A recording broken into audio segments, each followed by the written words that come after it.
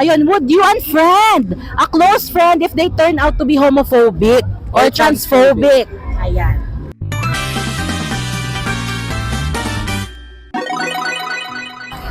Personally, hindi.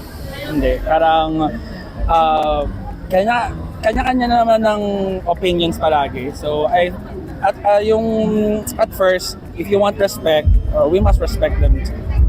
How about? Ako may merong phases. Merong siyempre may limitation. Taray. Pero you will always try to negotiate, to educate. Always educate. Kasi pag discriminate lang natin sila dahil because of their choices, walang mangyayari. Forever lang sila mag-hate. So, we try to educate. Siyempre may limit tayo. If wala talaga, then unfriend na. Let's put all the negativities away.